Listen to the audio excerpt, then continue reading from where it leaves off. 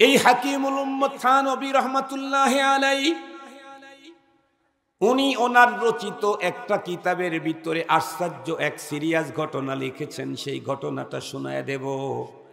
উনি বলেন, মক্কাতুল মুকাররমার ভিতরে একজন বড় আলেমের মৃত্যু হয়ে গেল। ওই আলেমকে তাদের এক পারিবারিক কবরস্থানের ভিতরে দাফন করে দিল। বন্ধুরা আমার, যারা মক্কা মদিনায় গেছেন হজ করতে অথবা উমরা করতে অথবা কাজের জন্য গেছেন, তারা জানেন মক্কা মদিনার আবহাওয়াটাই হলো এমন, ওই দেশে কোনো কিছু পচে যায় না, বরং সব শুকায়া যায়। কবরস্থানের ভিতরে একজনকে মাটি দিয়েছে আলেমকে। দীর্ঘদিন পর, অনেক কয়েক বছর পর ওই ফ্যামিলির আর একজন মেয়ে মানুষের মরণ হয়েছে। ওই ফ্যামিলির সকল মানুষ মিলে সিদ্ধান্ত নিল, এই মেয়েটাকে আগে যে আলেম মারা গেছে তার কবরের ভিতরেই আমরা কবরস্থ করে দেব। কারণ এতদিনে হয়তোবা তার কবরের ভিতরে, বন্ধুরা আমার, কোনো কিছু নাই, হয়তোবা হাড় গোড়া 2-4টা পড়ে থাকতে পারে, এগুলি এক সাইডে জমা করে কবর দিলেই তো হয়। বন্ধুরা আমার, সেই সিদ্ধান্ত নিয়ে মেয়ের লাশটাকে গোসল করালো, কাফন পরালো। এরপরে যখন কবর খনন করতে গেল, কবর খনন করার পরে দেখতেছে ইন্না লিল্লাহ, একই দৃশ্য যা বিশ্বাসই করা যায় না। কবর খনন করে দেখতেছে কবরের ভিতরে যেই লাশটা এখন রাখা আছে, মনে হয় 10-20 মিনিট আগে মাত্র কবরের ভিতরে লাশটা দাফন করে গেছে। অথচ এই কবরের উপরে কিন্তু, বন্ধুরা আমার, কিন্তু কবর খনন করার কোনো সিস্টেমই নাই, কোনো চিহ্ন নাই। যেভাবে তারা কবর দিয়ে গিয়েছিল সেভাবেই উপরে আছে। এখন তাদের প্রশ্ন ঢুকে গেল, এত বছর পূর্বে কবর দিলাম, এর ভিতরে এই নতুন লাশ কেমনে ঢুকলো? উপরে তো খনন করার কোন চিহ্ন পর্যন্ত পাওয়া যায় না। এক পর্যায়ে কথা বলতে বলতে বলতে বলতে বন্ধুরা আমার, লাশের মুখের দিকের থেকে যখন বন্ধুরা আমার কাপড়টা সরাইয়া দিল, তখন দেখা গেল কবরের ভিতরে আলেমের লাশ না, একজন মহিলা মানুষের লাশ। আশ্চর্য, বন্ধুরা আমার, সকলে আশ্চর্যান্বিত হয়ে গেল। এখানে তো আমরা নিজ হাতেই দাফন করেছি আমাদের অমুক আলিম, সেই কবরের ভিতরে মহিলার লাশ।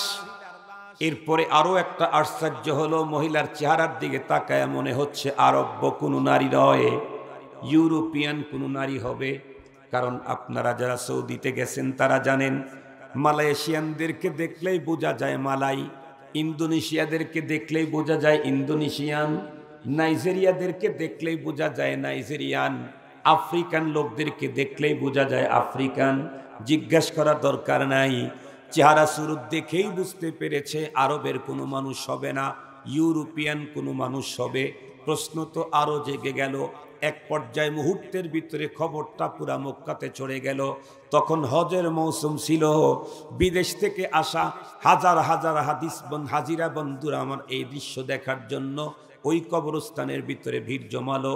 এর ভিতরে ইউরোপী একজন হাজিস বন্ধুরা আমার সেখানে আগায়া গেল। সকলের ভিড়কে ছেদ করে একদম কবরের পার্শ্বে গিয়ে দাঁড়ালেন। লাশটার চেহারার দিকে তাকায় ইউরোপী হাজি চোখের পানি ছেড়ে দিয়ে কান্না করে উপস্থিত লোকজনকে দেখে বলল, আপনারা শান্ত হন, এই নারীর খবর আমি পরিচয় আপনাদেরকে বলে দিচ্ছি। লোকেরা তখন চিন্তা করতেছিল, না জানি এই লোক তার সঙ্গে লোকটাকে নিয়ে আসছিল, মারা গেছে সেই লোক এখানে তারে দাফন করে গেছে। কিন্তু না না না, উনি যখন বলা শুরু করলেন তখন তার কাছ থেকে লোকেরা জানতে পারলো, উনি বললেন এই নারীটা হলো ইউরোপের একটা সম্ভ্রান্ত খ্রিস্টান পরিবারের নারী। প্রশ্ন আরো যোগ হয়ে গেল, ইউরোপের খ্রিস্টান পরিবারের নারী তো এখানে ঢুকলো কেমনে? মুসলমান ইউরোপিয়ান হাজি তখন উত্তর করে, শুনেন, আমি ওর বাবার বাসায় কাজ করতাম, চাকরি করতাম, দীর্ঘদিন পর্যন্ত ওর বাবার বাসায় চাকরি করার সুবাদে ওর সঙ্গে আমার সঙ্গে এক মহাব্বতের সম্পর্ক হয়। এ মহাব্বত প্রেম নয়, ও আমার অনুপম চরিত্র, আমার আখলাক, আমার কার্যক্রম, আমার কথার মাধুর্যতা দেখে আমার প্রতি আকৃষ্ট হয়ে আমাকে বারবার শুধু বলে, তুমি কোন ধর্মের মানুষ? যেই ধর্ম এত সুন্দর চরিত্র শিক্ষা দেয়। আমাদের বাসায় কত লোক আছে, কারো চরিত্র তো এত সুন্দর না, তোমার চরিত্র যত সুন্দর। উনি তখন উত্তর করে, কারণ হলো আমাদের মহানবীজিরই, উনি তো পৃথিবীর সবচেয়ে বড় চরিত্রের অধিকারী। ইন্নাকা লাআলা খুলুকিন আযীম। মেয়েটি এরপরে ইসলাম সম্পর্কে জানতে চায়। আমি গোপনে গোপনে মাহাসিনে ইসলামের উপরে একটু একটু করে মেয়েটিকে নলেজ দিতে থাকি। এক পর্যায়ে মেয়েটি ইসলামের প্রতি অস্বাভাবিক দুর্বল হয়ে পড়ে এবং ইসলামের পয়গম্বর মুহাম্মদুর রাসূলুল্লাহ সাল্লাল্লাহু আলাইহি ওয়াসাল্লামের প্রেমে আসক্ত হয়ে যায়। শেষ পর্যন্ত মেয়েটি ঈমান ইসলামের প্রতি এত বেশি আবেগী হয়ে পড়ল, বারবার আমাকে বলে আমি আমার ইসলামের কথা ওপেন করে দেব। আমি শুধু তার হাতে ধরি, পায়ে ধরি, বোন তুমি যদি তোমার ইসলামের কথা ওপেন করো, তোমাদের পরিবারের যেই প্রভাব প্রতিপত্তি, তাকে মুহূর্তের মধ্যেই ওরা আমাকে মেরে ফেলবে। কমপক্ষে আমার জীবন রক্ষার জন্য হলেও তোমরা এই কাজটা করো না। এক পর্যায়ে মেয়েটি চলতে চলতে চলতে চলতে হঠাৎ করে আকস্মিক রোগে আক্রান্ত হয়ে গেল এবং আকস্মিকভাবে মেয়েটির মরণ হলো।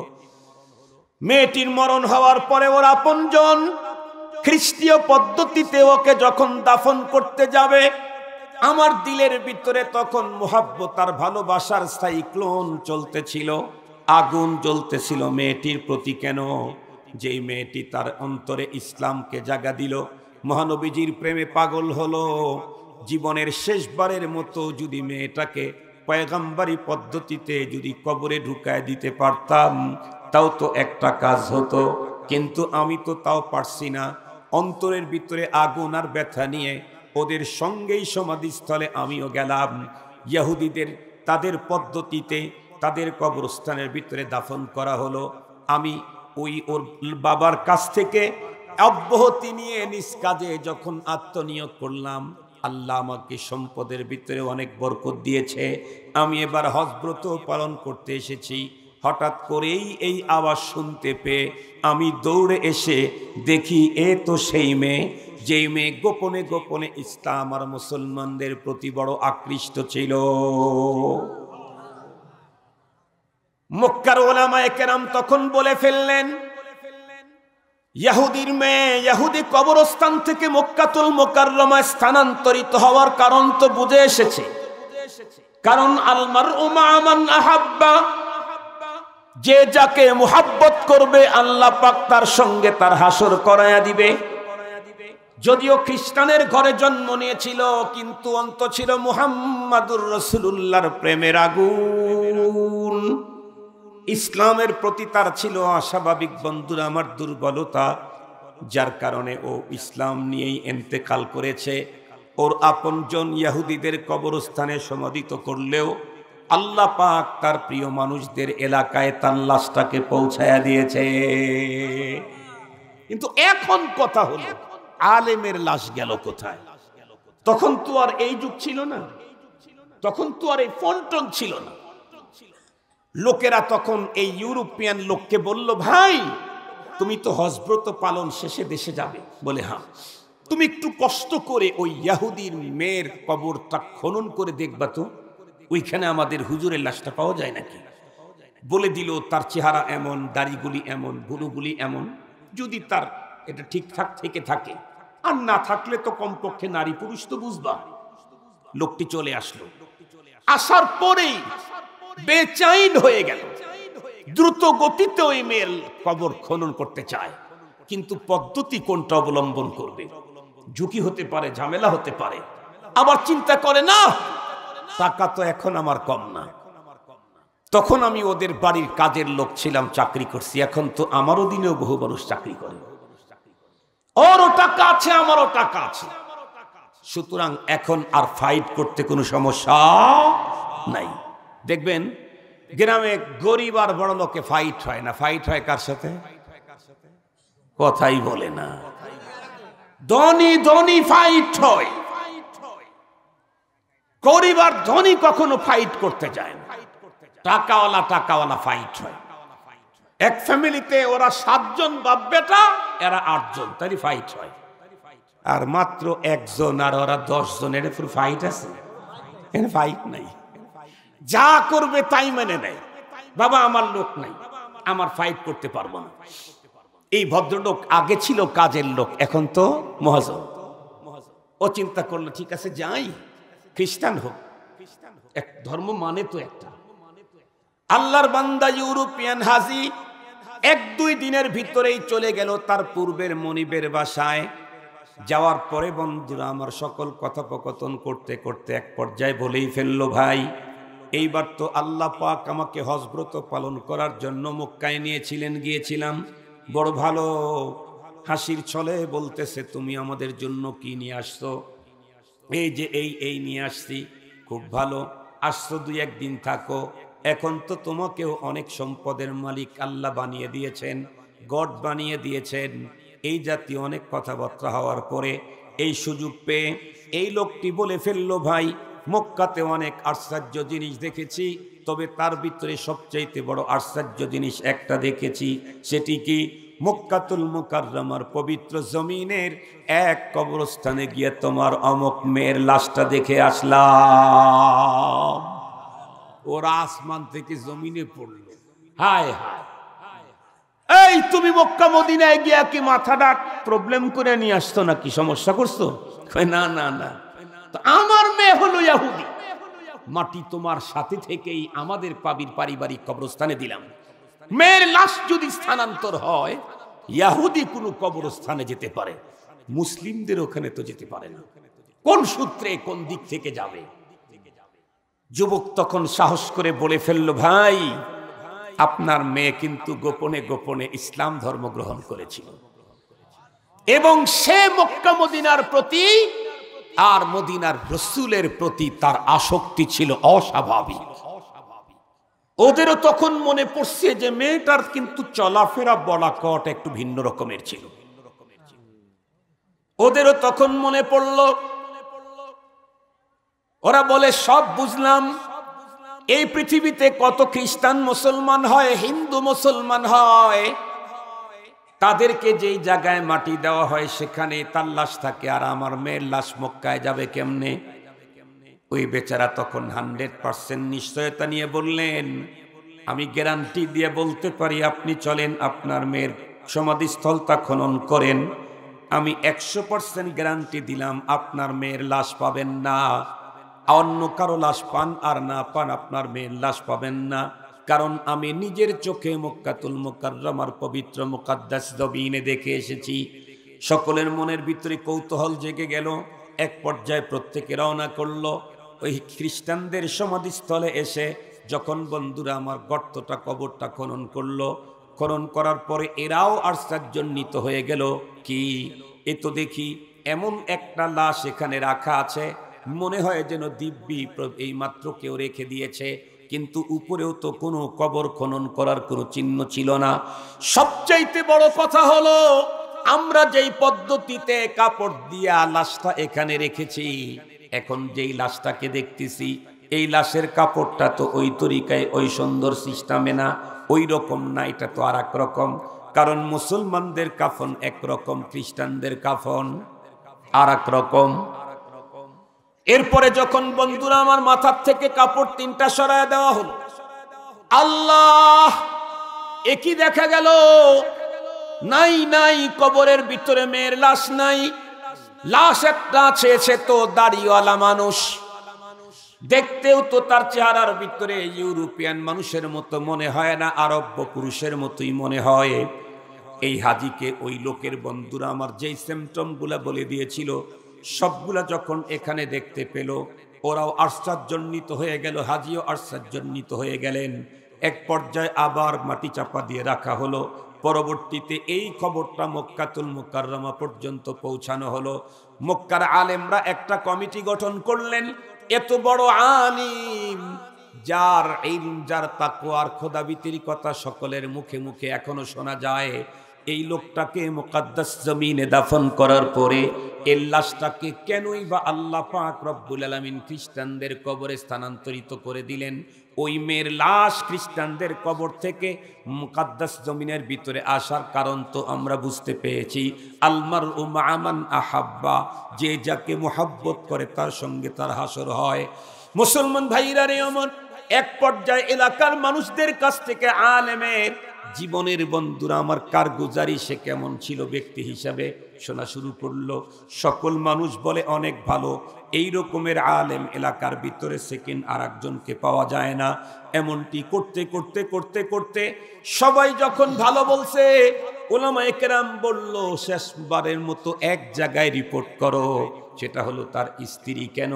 একজন মানুষের প্রকৃত ভালো মন্দর অবস্থা বলতে পারে, তার স্ত্রী আব্বা আম্মাও বলতে পারে না। আব্বা আম্মাও সন্তানের প্রকৃত অবস্থা ধরতে না পারলে স্ত্রীর কাছে কেউ তার আসল অবস্থা গোপন রাখতে পারে না। 6 মাস 9 মাস 1 বছর 2 বছর 3 বছর 5 বছর ধরা, কথা বলেন না কেন? ধরা খাবেই, বুঝতে পারবেই। আমার স্বামী যে রাত্রি 10টায় আসে, ও কি ওয়াশরুমে আসে না তাস খেলে আসে, এটা স্ত্রী ভালো বোঝে।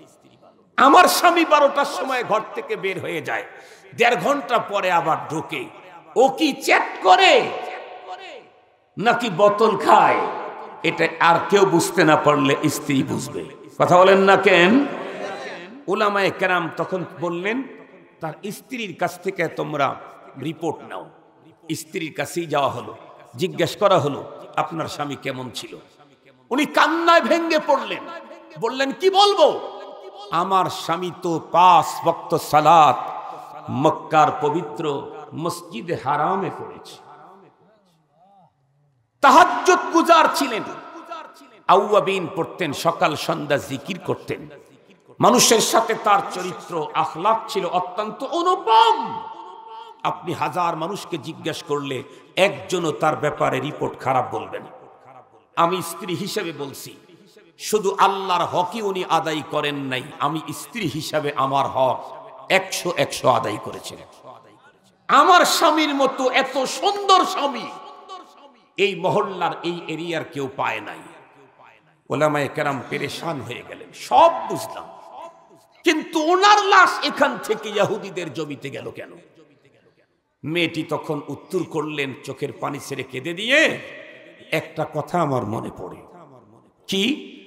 আমি আর উনি বিশেষ সাক্ষাতে মিলিত হওয়ার পর, স্বামী স্ত্রী সহবাসের পর, প্রচন্ড শীতের সময় যখন গোসল করতে যাইতাম ফজরের নামাজের আগে, খুব ঠান্ডা পানি, তখন তো গরম করার কোনো প্রযুক্তি আগুন ছাড়া ছিল না, এখন তো ওয়াটার হিটার কত কিছু, রুম হিটার।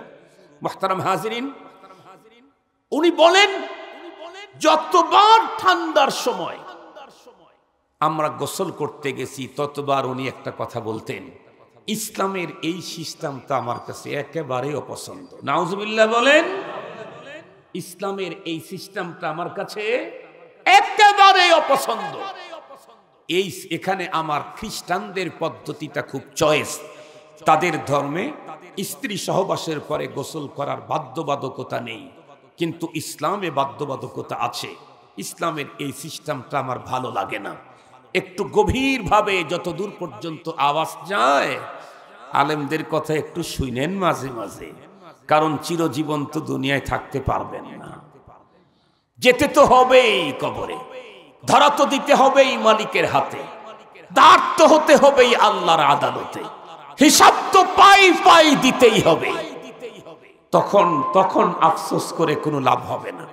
কথাগুলি একটু শুনেন, যতদূর পর্যন্ত মাইকের আওয়াজ যায়, মুসলিম নারী পুরুষ যেই হন ভালো করে শুনেন। এই লোকটা নামাজি ছিল, আলেম ছিল, তাহাজ্জুদ গুজার ছিল, আউয়াবিন চাষ ইশরাক করেছে, জিকির করেছে। শুধু একটা বিষয়ে খ্রিস্টানদের একটা আইন, একটা সভ্যতা তার চয়েস হয়েছে, চয়েস হলেও মুহাব্বত করেছে, কিন্তু আমল করে নাই। আমল কোনটা করছে? ইসলামেরটাই। গোসল না করেছিল নাকি? গোসল করেছে, ইসলামের আইনই মেনেছে, কিন্তু এটার প্রতি তার কি ছিল? বিরক্তি ছিল, ঘৃণা ছিল। খ্রিস্টানদের তাহজিব তামাদ্দুন কাস্তা কালচার, তার ছিল অধিক চয়েস, করেছে ইসলামেরটাই। তাদেরটা চয়েস করার কারণে আল মারউ মা মান আহাব্বা, তোর যেহেতু এত চয়েস ইহুদিদের এই কালচার, তাহলে মুকদ্দাস জমিনে থাকার অধিকার তোর নাই। তোর আপনজন মুকদ্দাস মক্কার জমিনে দাফন করলেও আমি তোকে তোর চয়েসফুল লোক ইহুদিদের, খ্রিস্টানদের, ইহুদিদের কবরস্থানেই তোকে পাঠায়া দিলাম। এখন আসেন, এই মুসলিম তরুণ তরুণী, এই মুসলমান যুবক যুবতী, বিশ্বকাপ ফুটবল খেলাতে তুমি কার জার্সি পরেছো? তোমার ঘরের উপরে কোন দেশের পতাকাকে উঁচু করেছো? কাদের কে পরাজয় বরণ করার কারণে তুমি কেঁদেছো? আর্জেন্টিনা নাকি ব্রাজিল হেরে গেছে তো কান্নায় ভেঙ্গে পড়েছে, বুঝই দেওয়া যায় না। এত প্রেম! তুমি নামাজ পড়ো, রোজা রাখো, কিন্তু নেইমার মেসি খ্রিস্টানদের প্রতি তোমার মুহাব্বত থাকার কারণে তোমাকে মক্কার জমিনে মাটি দিলেও তোমার কবর মেসির দেশে যেতে পারে। মনে রাখবেন, টাকা দিয়েছেন, অর্থ ইনকামের সুযোগ করে দিয়েছেন কে? আর একটু জোরে বলেন না। আমি খুব অর্থ ইনকাম করতে পারি, হয়তো রাজনীতি করে, না হয় ব্যবসা করে, না হয় ওয়াজ করে, না কোনো একটা পদ্ধতিতে, কিন্তু বলুন অনেক টাকা উপার্জন করতে পারি। মালিক যদি আমাকে দুইটা হাত আর দুইটা পা ছাড়া পাঠাইতেন, তাহলে কি পরিমাণ পারতাম? কথা বলেন না কেন ভাই? রাজনীতি করেই হোক, ব্যবসা করেই হোক, ওয়াজ করেই হোক, যে কোনো ভাবেই আমি অনেক টাকা কামাই করতে পারি, অনেক। কিন্তু আমার রব সব ঠিকঠাক করে যদি আমার শুধু মাথার ব্যালেন্সটা যদি ঠিক না করে পাগল করে দিতেন, তাহলে কথা বলেন, তাহলে আমি রাজনীতি করি, ব্যবসা করি, চাকরি করি, ওয়াজ করি, কৃষি কাজ করি, যেভাবেই অর্থ ইনকাম করি, এই সুযোগটা আসলে আমাকে কে দিয়েছেন? আর একটু জোরে বলেন। এক এমপি আপনাকে চাকরি দিল, তাই যদি মৃত্যু পর্যন্ত তার দলই করতে হয়। আর এক রব আপনাকে জীবন দিল, মৃত্যু পর্যন্ত তার দল করা দরকার নাই। আর একটু জোরে বলেন। আল্লাহ পাক রব্বুল আলামিন তাই তো বড় আদর করে তার আপনজনদেরকে ডেকে বললেন, ইয়া আইয়ুহাল্লাযীনা আমানু দুখুলু ফিস-সিলমি কাফা, হে আমার আপনজনেরা, ঈমানদার, আমি তোমাদেরকে আদর সোহাগ ভালোবাসা দিয়ে বলতেছি, ঈমানের পুঁজি তো তোমার আছে। পরকালে যদি নিরঙ্কুশ তুমি যদি মুক্তি পেতে চাও, ডাইরেক্ট জান্নাতে যেতে চাও, তাহলে তোমাকে বলবো একটা জায়গায় ঢুকে পড়ো, তাহলে নিরাপদ থাকবে, আর কোনো ঝামেলায় জড়বে না। সেটা হলো ইসলামের ভিতরে তুমি পুরাপুরি ঢুকে যাও। যাকে তাকে মোহাব্বত করতে পারবা না। মোহাব্বত করলে ইসলাম যাকে মোহাব্বতের পারমিশন দিয়েছে তাকে মোহাব্বত করতে হবে। যার তার অনুকরণ করতে পারবে না। ইসলাম যার অনুকরণের পারমিশন দিয়েছে তার অনুকরণ করতে পারবে। সব জায়গায় টাকা ব্যয় করতে পারবে না। যেখানে ইসলাম টাকা ব্যয়ের অনুমতি দিয়েছে সেখানে টাকা ব্যয় করতে পারবে। সব জায়গা থেকে টাকা উপার্জন করতে পারবে না। ইসলাম তোমাকে যেখান থেকে টাকা উপার্জনের পদ্ধতি দিয়েছে সেখান থেকেই তোমাকে টাকা উপার্জন করতে হবে। যার তার আনন্দে তুমি আনন্দিত হতে পারবে না। ইসলাম যার আনন্দে তোমাকে আনন্দিত হওয়ার পারমিশন দিয়েছে তার আনন্দে তুমি আনন্দিত হতে পারবে। সকলের দুঃখে তুমি দুঃখী হতে পারবে না। ইসলাম যার দুঃখে তোমাকে দুঃখী হতে বলেছে তার দুঃখে তুমি দুঃখী হতে পারবে।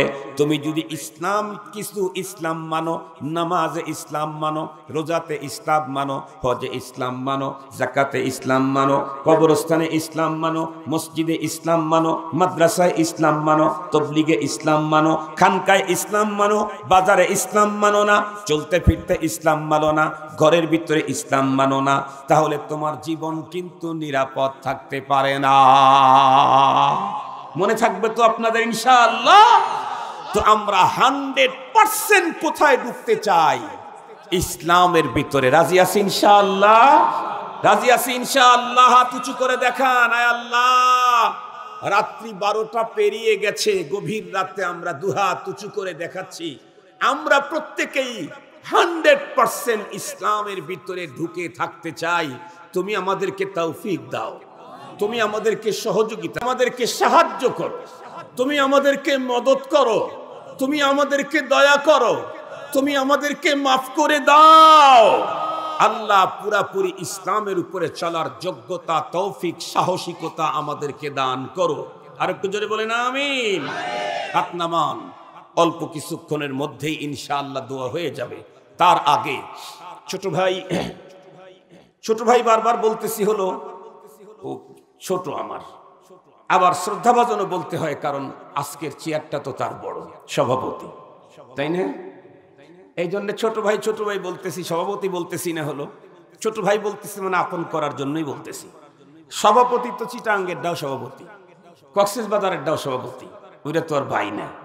কি কথা বলেন না কেন?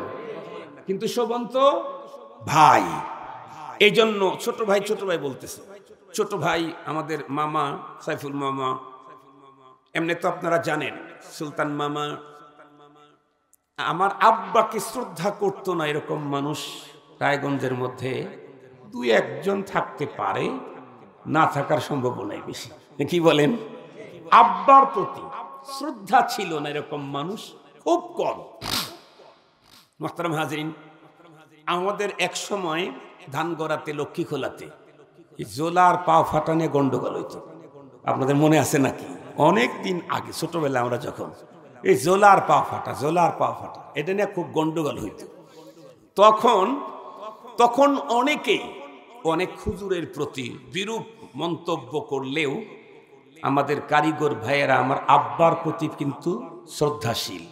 এখন আলহামদুলিল্লাহ শ্রদ্ধাশীল, কারণ আব্বা জানের স্বভাব ছিল খুব নরম, সবাইকে আপন করে নিতেন, ভালোবাসা দিতেন, দোয়া করতেন। বেতো মাদ্রাসায় যত হুজুর আসতে চিটাগাং কক্সবাজার থেকে, যাদের সাথে আমি এখন তো চিটাগাং কক্সবাজারের সবচেয়ে বেশি ওয়াজ করি, আমি বললে ভুল হবে না। চাহিদা আমার, আমি যাই না অত, চাহিদা বেশি আমার, আল্লাহ শুকুর। হাটহাজারী, পটিয়া, বললামই তো যে আগামীকালকে, কাল দিন পরে শুক্রবার সকালে পটিয়াতে বয়ান। হাটহাজারীতে যাই নাই, 10 তারিখে যে বিএনপির সমাবেশ ছিল, ঢাকায় ঢোকা তার রিস্ক ছিল, ওই জন্যে যাই নাই হাটহাজারীর মাহফিলে। হাটহাজারীর হুজুর আমাকে জড়ায় ধরে বলে, মনে না আপনি যেবার হাটহাজারী গেলেন না? আমার অনেক খুশি লাগছে। হাটহাজারীর মতো মাদ্রাসা আমাকে বিমানের টিকিট দিয়ে বিশেষ মেহমান হিসেবে, তাও ডাবল টিকিট দিয়ে নিয়ে যাবেন, এ তো জীবনেও কল্পনা করি নাই। কি বলেন? জীবনে কোনোদিন ভাবছি, জীবনে কোনোদিন কল্পনা করছি যে হাটহাজারী মাদ্রাসার আমি গেস্ট হব? মুহতারাম হাজরিন, আল্লাহর দয়া, আপনাদের দোয়া।